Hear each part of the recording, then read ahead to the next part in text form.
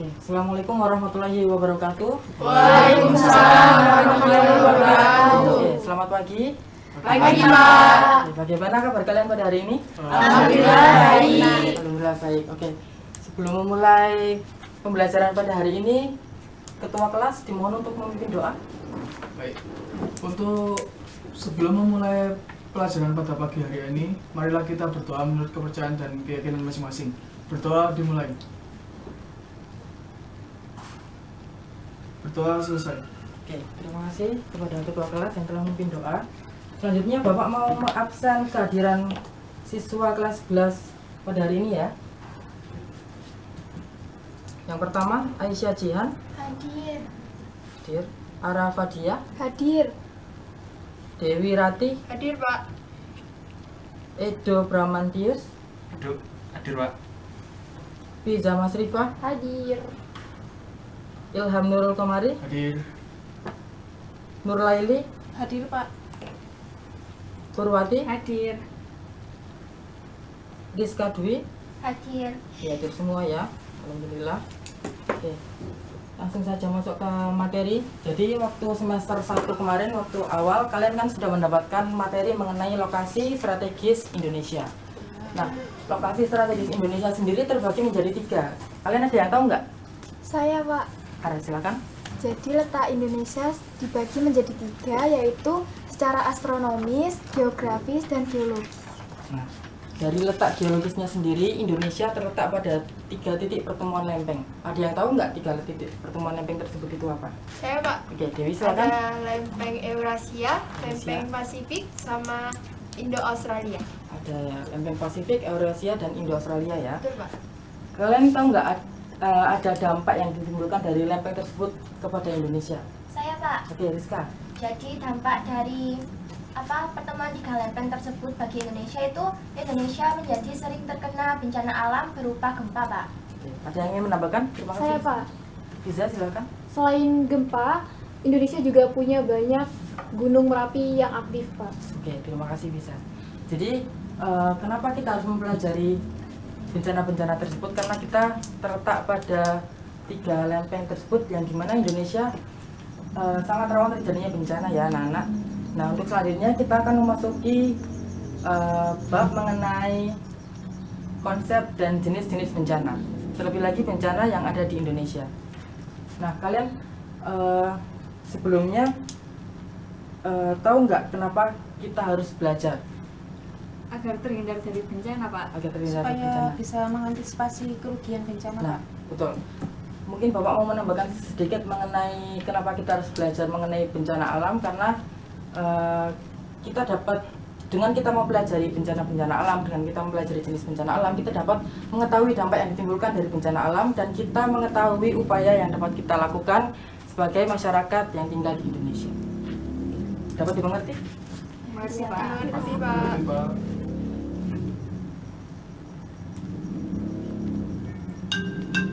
Sepertinya Bapak dapat panggilan dari guru lain. Bapak izin keluar terlebih dahulu ya. Iya, Iya, Pak. Pak. Hati-hati.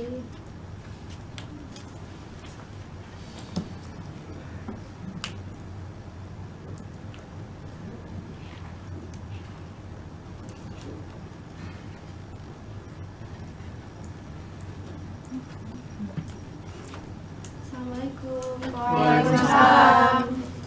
Maaf anak-anak, ibu agak telat tadi. Kita lanjutkan materinya. Jadi pada pertemuan kali ini kita akan membahas mengenai konsep bencana dan jenis-jenis bencana. Nah, sebelumnya mendengar kata bencana, apa yang terpikirkan dalam benak kalian? Banjir. Kerusakan, Longsor. Kerusakan, korban jiwa, korban jiwa, kerugian, tanah longsor, Mitigasi.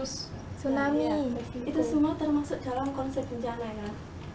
Nah, pengertian bencana sendiri merupakan suatu peristiwa ataupun rangkaian peristiwa yang dapat mengancam ataupun mengganggu kehidupan manusia, mulai dari faktor alam, faktor non-alam ataupun faktor sosial yang dapat mengakibatkan kerugian. Nah, seperti yang terlihat di peta konsep ibu ini, ada 3 macam jenis bencana. Yang pertama ada bencana alam dan bencana sosial dan bencana non alam. Maaf, Buka. Maaf Bu, Ya, PPT-nya belum terlihat. Belum terlihat. itu agak lama tadi. Sekarang kita lanjutkan materinya mengenai konsep dan jenis-jenis bencana. Nah, mendengar kata bencana, apa yang terpikirkan dalam benak kalian? Banjir, Kerugian, resiko, banjir, Mitigasi. korban jiwa, mitigasi, banjir juga ya. Ya. Banjir juga merupakan salah satu contoh bencana. Pengertian bencana sendiri itu apa sih? Nah, bencana itu merupakan suatu peristiwa ataupun rangkaian peristiwa yang mengganggu dan mengancam kehidupan manusia, bisa dari faktor alam, faktor non alam, dan juga faktor dari manusia itu sendiri yang mengakibatkan kerugian. Nah, bencana ini terbagi menjadi 3 jenis. Yang pertama ada bencana alam. Siapa yang tahu bencana alam itu apa? Saya Bu. Ya, silakan Jihan. Menurut saya bencana alam itu bencana yang disebabkan oleh fenomena alam. Oke, benar ya. Ada yang mau menambahkan? Hai Bu. Silakan bisa. Nah, bencana alam seperti yang udah ditampilin di slide-nya Ibu, itu terbagi jadi 2 faktor. Yang pertama itu ada alamiah sama faktor manusia. Kalau yang alamiah itu murni dari alam, kayak gempa, tsunami, gitu-gitu. Kalau faktor manusia tuh ada campur tangan dari manusia, kayak kebakaran hutan yang disebabkan sama manusia yang lalai, membuang puntung rokok sembarangan, seperti itu. Oke, benar ya yang dikatakan oleh Jihan maupun Biza. Bencana alam ini bisa terjadi karena 2 faktor, faktor alamiah dan juga faktor manusia. Kalau faktor alamiah itu karena aktivitas dari alam itu sendiri. Kalau faktor manusia dikarenakan tindakan manusia ataupun kelalaian dari manusia. Ada yang bisa membantu Ibu apa aja macam-macam bencana alam ini? Ada apa aja? Banjir. Banjir, tsunami, gunung meletus, tanah longsor, iya, semua termasuk dalam bencana alam. Oke, kalau sudah paham kita lanjut ke bencana non alam. Ada yang tahu bencana non alam itu apa? Saya Bu. Ya, silakan Purwati. Bencana non alam adalah bencana yang disebabkan bukan karena alam. Itu bisa disebabkan karena kegagalan teknologi, kegagalan modernisasi, epidemi, atau wabah penyakit. Oke, nah contoh dari bencana non alam sendiri itu seperti kita mengalami COVID-19 pada tahun 2020 itu ya, itu termasuk dalam bencana non alam. Selanjutnya, bencana sosial. Bencana sosial merupakan bencana yang diakibatkan oleh peristiwa atau serangkaian peristiwa yang diakibatkan oleh manusia yang meliputi konflik sosial ataupun konflik antar kelompok.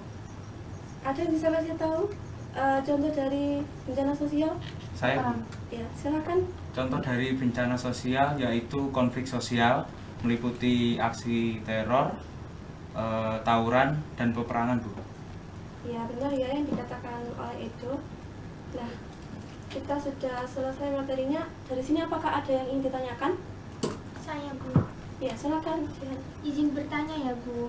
Berdasarkan pengetahuan saya dan yang sering ada di sekitar saya, banjir itu terjadi karena alam, tapi ada campur tangan manusia. Kayak saluran air yang tersumbat karena sampah gitu ya Bu. Yang terjadi karena alam aja itu apa ya Bu kira-kira dan bagaimana? Nah, apakah ada yang mau membantu Ibu menjawab pertanyaannya Jihan? Saya Bu. Ya, silakan. Apa? Jadi banjir yang disebabkan oleh faktor alam itu biasanya disebabkan oleh curah hujan yang tinggi atau air yang meluap, air laut atau air sungai yang meluap. Oke, jadi bencana banjir itu bisa disebabkan oleh faktor manusia dan juga faktor alam. Kalau faktor manusia tadi yang dikatakan Jihan, karena ulah manusia yang suka membuang sampah sembarangan sehingga air tersebut tidak dapat menampung sehingga menyebabkan meluapnya air tersebut. Nah, apakah ada yang mau ditanyakan lagi? Tidak ada ya? Tidak ada. Oke. Kalau tidak ada, sekarang gantian Ibu yang ingin bertanya. Di daerah kalian pernah terjadi bencana apa aja? Gunung meletus, tanah longsor, Banjir, gunung meletus, tanah longsor. Kalau banjir, siapa tadi yang jawab banjir? Saya Bu. Ya, kenapa di daerah kamu bisa terjadi banjir? Kalau untuk di daerah saya tuh mungkin penyebabnya tuh seperti saluran tersumbat karena sampah Bu.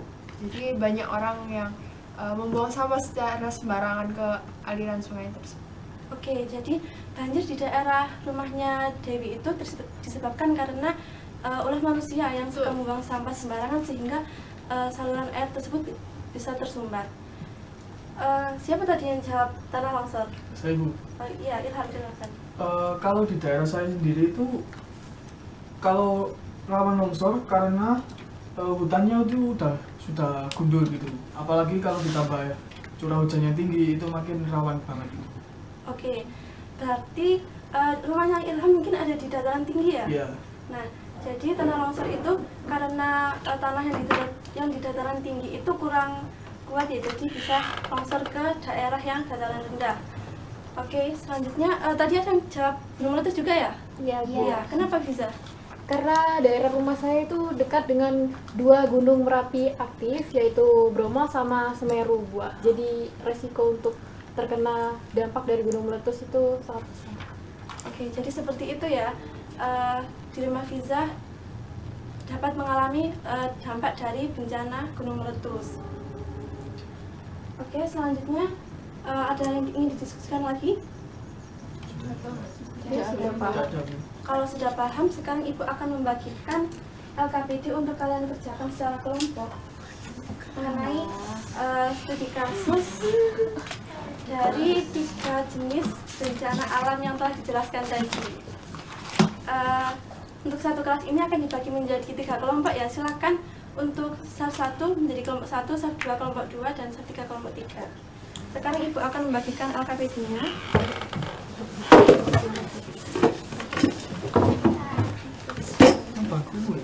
Iya, sini.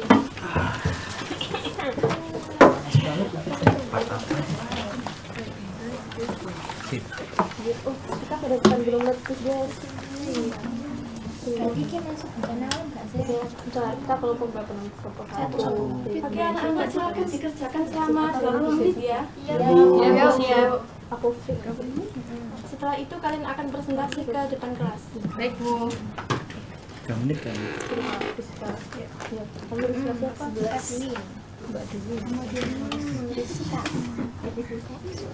ini lihat kayak Oh, ini katanya gambar ini gunung meletus di analisis menurut 5W1. berarti itu apa? 5W itu sudah berwai-wai-wu. Ada simbol nggak sih? Ada simbol apa? Di swab. Di mana? Itu apa? Siapa? Gambar ini tuh merupakan Buat salah satu Bencana sosial. Tulis pengertiannya dulu. Itu kapan ya? Gimana kelompok 1? Ini bencana apa? Bencana alam. Bencana alam Kak. Iya. Bisa mengerjakan yang ditanyakan? Bisa. Saya. Aman. Oke. Semangat ya. Iya menular kan ya? Iya menular. Kelompok 2 gimana? Ada kesulitan? Hal kan?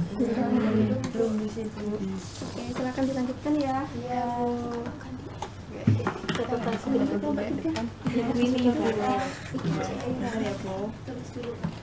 Tunggu ya. Dampak yang besar, yang signifikan gitu deh. Signifikan nggak sih?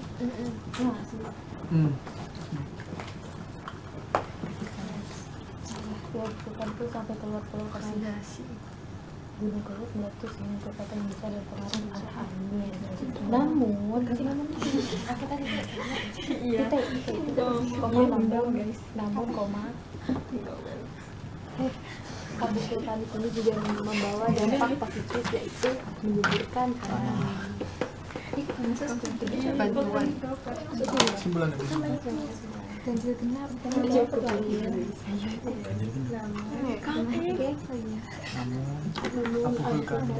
membawa dampak positif.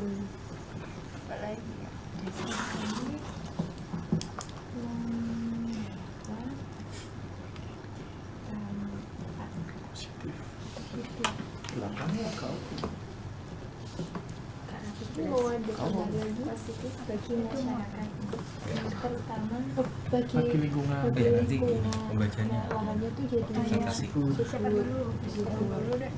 Aku sampai mana? Ya. lampu tuh tanah menjadi subur. Apa nih? Kesimpulan ya. Susah ya. dia apa gitu. Oh ya, Review. pengertian termasuk dampak. Aware Sampai iki. gunung kelut meletus Sampai iki warna. ya. Sini belum ada dampak. Boleh. Mari ngono. Dampak. Oh, udah kami tes. Oh, ada di. Si gue mau lagi gitu. Stabilo. Sama teh. Ditulis sih apa? Kamu kita tahu. Sebenarnya dari ini nanti itu. Putih berarti Apa? apa? Situ itu. Oh, di mana ya di mana? Apa PL ini? Jadi sing apa nggak sih gunung kelut meletus ini? Kan ini apa yang terjadi di gunung kelut meletus? Terus waktunya. Nah, Kapan kan? Terus how? Ini iki haunya. kenapa? Itu kenapa ya? Karena apakah ada yang belum selesai? Bentar Mas Bu, ini belum. ya. Ini kenapa? Bentar Bu, ini masih Kurang dampaknya. Iya Bu. Ini bagaimana? Bentar deh. Kamu jangan tahu. Kenapa dia kan terkena tekanan yang tinggi? Kenapa gunung tersebut meletus ini? Prosesnya nggak sih? Prosesnya. Masih buat kesimpulan dong. Jangan bagaimana? Terus Nah, dampak gunung kelut meletus itu dampaknya itu masuk apa dampak yang Oh. disebut? Kok kamu mereka? Oh. Apa nggak sih berarti? Bu, siapa yang terdampak? Sini. Iya, siapa terdampaknya? Sudah tahu sama. Bentar ya, sama itu Ya siapa yang nulis. Oh iya. Sudah nggak sih? 1, 2, 3, 4, 5, 6. Pintar ya tangan.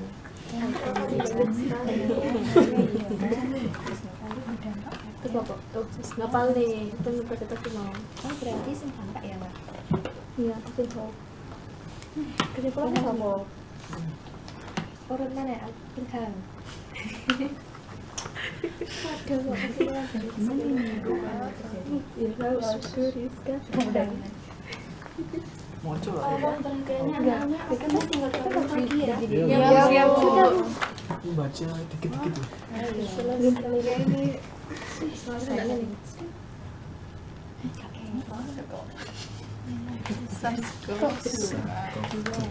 Ya, 1, 2.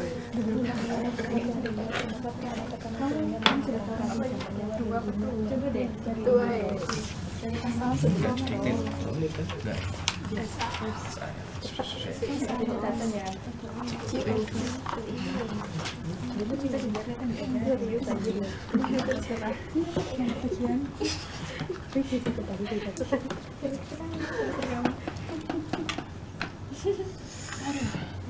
Kalau diskusi banget ya. Ini udah bisa baca.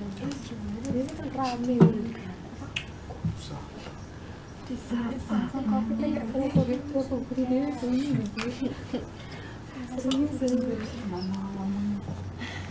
Udah nggak sih?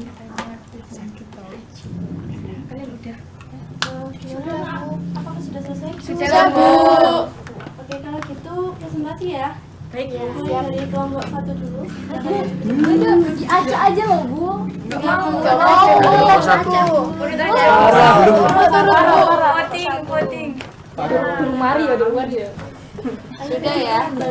Kelompok 1 ya. Jahat, kita jadi tumbal. Semangat kelompok 1. Semangat. Oh iya.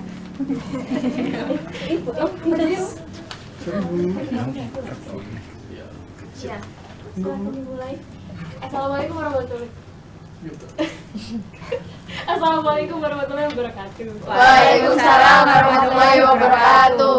Kita dari kelompok 1 ada Fiza, Ilham, sama Rizka akan membahas tentang studi kasus yang kita dapat yaitu meletusnya Gunung Kelut. Gunung Kelut sendiri terletak di Kediri. Gunung Kelut meletus terakhir sampai saat ini terjadi pada 13 Februari 2014. Gunung ini meletus karena adanya tekanan di dalam dapur magma. Nah, proses dari meletusnya Gunung Kelut sendiri itu karena magma atau lahar panas yang ada di dapur magma itu mendapatkan tekanan yang sangat besar sehingga mereka tuh nggak bisa menahan dan terjadi letusan sehingga banyak material vulkanik lain yang keluar dari Gunung Kelut, itu dinamakan gunung meletus. Dilanjutkan sama Mbak Rizka untuk dampaknya. Baik. Jadi dampak dari meletusnya Gunung Kelut ini itu abu vulkaniknya itu sampai jauh itu. Sampai NTB kalau nggak salah itu. Jadi Jawa Timur, Jawa Tengah, Jawa Barat dan NTB itu terkena dari pengaruh dampak abu vulkaniknya. Terus, nah contoh dari abu vulkanik ini itu kalau di Jawa Tengah, tepatnya di Jogja ya. Iya, Nah itu kan ada pariwisata Candi Borobudur sama Prambanan kan.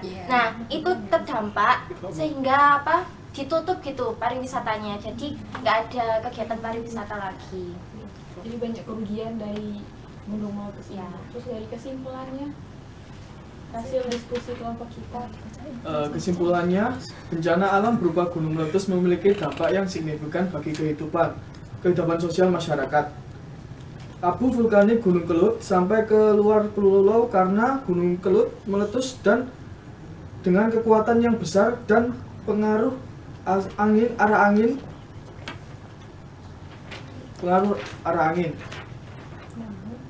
Namun abu vulkanik membawa dampak positif bagi lingkungan, yakni menyuburkan tanah. Karena biasanya tanah di daerah vulkanik itu sangat subur sekali, cocok untuk pertanian.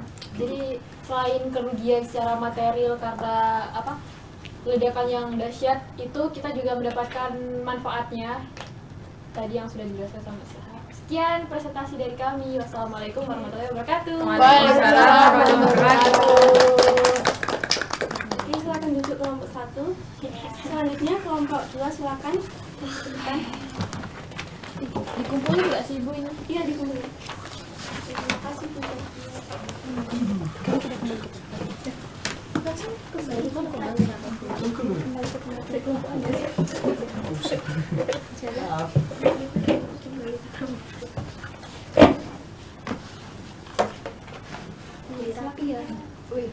Assalamualaikum warahmatullahi wabarakatuh. Waalaikumsalam warahmatullahi wabarakatuh. Kami dari kelompok 2 dengan saya Ara, Saya Dewi. Saya Edo. akan mempresentasikan hasil studi kasus jenis bencana non alam, yaitu di sini ada COVID-19 di Indonesia. COVID-19 ini merupakan penyakit menular yang disebabkan oleh virus SARS-CoV-2, salah satu jenis coronavirus. Biasanya penderita COVID ini dapat mengalami demam, batuk kering, dan kesulitan bernapas. COVID ini menular melalui udara dan menyebar dari satu orang ke orang lain melalui percikan dari saluran pernapasan yang sering keluar saat batuk atau bersin. Kalian lihat nggak ini orangnya lagi diapain? Lagi divaksin. Salah. Lagi Di swab. swab. Oh, Di swab. yang hidung ya? Yang disudut Iya, itu. itu sakit itu. Nah, ini dilanjutin sama Kak Dewi. Oke, selanjutnya diketahui virus corona berasal dari kota Wuhan di Cina dan muncul pada Desember 2019 dan masuk ke Indonesia pada awal tahun 2020. Kemudian pandemi memiliki dampak sosial dan psikologis yang signifikan pada seluruh komunitas global, mengakibatkan peningkatan pengangguran, pemisahan keluarga, dan berbagai lainnya.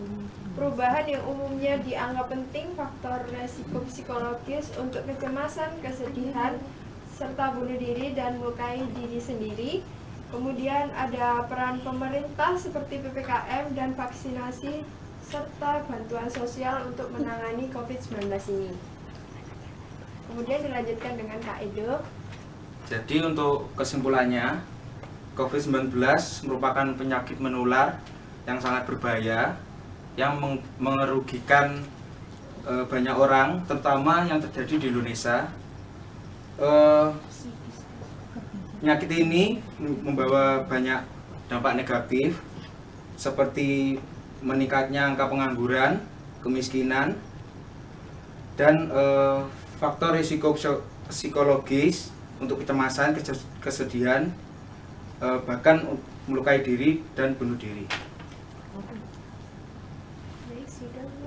Sekian presentasi dari kelompok kami. Terima kasih. Wassalamualaikum warahmatullahi wabarakatuh. Waalaikumsalam warahmatullahi wabarakatuh. Terima kasih kelompok 2, silakan interaksi. Terima kasih. Terima kasih.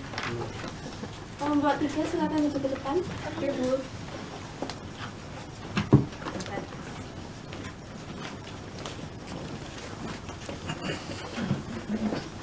Oke, bisa dimulai ya.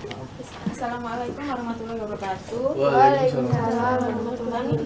Kami kelompok 3 akan mempresentasikan hasil diskusi kami. Kelompok kami beranggotakan 3 orang, yaitu saya Perwati, saya Nurlaili. Saya Aisyah Jian. Oke, langsung saja saya jelaskan. Gambar di atas ini mungkin teman-teman sudah tidak asing. Ini adalah Bung Tomo, ini adalah kejadian 10 November. Kejadian ini merupakan suatu bencana sosial yang terjadi di Surabaya pada tanggal 10 November 1945. Peristiwa ini berawal dari pembunuhan Jenderal Malabi. Selanjutnya dilanjutkan oleh teman saya. Baik, nah mengapa sih bisa terjadi pertempuran 10 November ini? Nah ini tuh disebabkan karena ada peristiwa pembunuhan tadi ya, yang sudah dijelaskan oleh Mbak Lail. Ada pembunuhan dari Jenderal Malabi. Nah karena pembunuhan tersebut itu, pengganti dari Jenderal Malabi yaitu Jenderal Robert Monserrat mengeluarkan ultimatum yang mengatakan bahwa semua pimpinan dan rakyat yang bersenjata harus meletakkan senjatanya. Nah ultimatum tersebut itu ditolak oleh pihak Indonesia. Nah karena tolakan tersebut, pada tanggal 10 November pagi, pihak dari Inggris atau tentara Inggris itu melancarkan serangan dan terjadi pertempuran tersebut. Nah, untuk dampak dari pertempuran ini akan dijelaskan oleh Mbak Aisyah. Dampak dari peristiwa pertempuran 10 November ini mengakibatkan kota Surabaya menjadi neraka, yaitu pertempuran yang kurang dari 3 minggu ini mengakibatkan banyak korban jiwa yang berjumlah ribuan, hingga rusaknya kota Surabaya dan banyaknya gugur warga sipil. Sekian dari kelompok kami. Terima kasih. Tepuk tangan untuk kelompok 3. Silakan maju kembali. Terima kasih ya. Iya. Bisa. Ini boleh kembali sebentar. Ya, silakan. Terima kasih aja.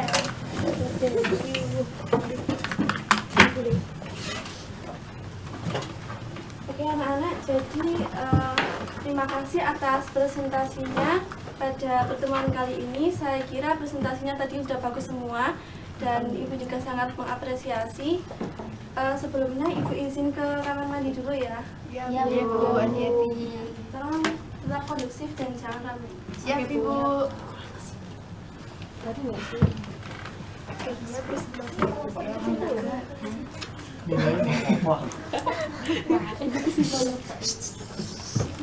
Maaf ya agak lama tadi.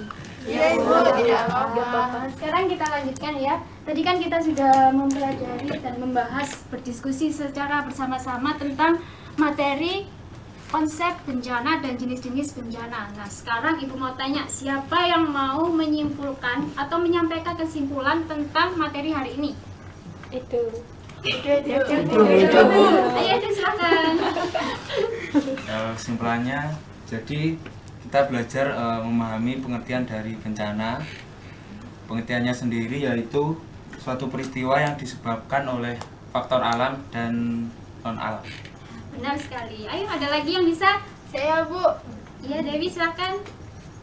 Bencana terbagi menjadi 3 kelompok besar, yaitu bencana alam dengan contohnya itu tanah longsor, banjir. Kemudian ada bencana non alam, itu untuk contoh bencananya pandemi COVID-19. Kemudian ada bencana sosial dengan contoh pertempuran 10 November, Bu. Benar sekali ya. Rupanya kalian sudah paham tentang materi hari ini ya? Alhamdulillah. Oke, review lagi. Kalau bencana merupakan sebuah peristiwa yang terjadi karena faktor alam maupun non-alam, sehingga menimbulkan korban jiwa, kerusakan lingkungan, habis itu dampak psikologi dan kerugian material. Nah, bencana sendiri dibagi menjadi berapa tadi? 3. Apa saja? Bencana alam, bencana alam, bencana sosial. Ya, benar sekali. Tangan buat kita semua dulu. Sebelumnya untuk materi minggu depan, Ibu minta kalian buat mempelajari tentang dampak dan mitigasi bencana. Karena minggu depan akan kita adakan kuis ya. Cuma kuis, bukan ulangan kok, cuma kuis ya. Cuma Susah tulis, loh, Bu. susah loh. Udah agak susah. Kuisnya berapa soal? Nanti kita lihat minggu depan ya.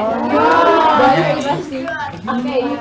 Sebelum mengakhiri materi dan pembelajaran kali ini, bisa minta tolong ketua kelasnya menyiapkan temannya. Sebelum kita mengakhiri mata pelajaran pada siang hari ini, alangkah baiknya kita berdoa menurut kepercayaan dan keyakinan masing-masing. Berdoa dimulai. Berdoa selesai. Baik, Ibu tutup materi hari ini. Terima kasih dan mohon maaf apabila ada kata-kata yang kurang berkenan. Assalamualaikum warahmatullahi wabarakatuh. Waalaikumsalam warahmatullahi wabarakatuh. Terima kasih. Jadi di jalan ya. Ya.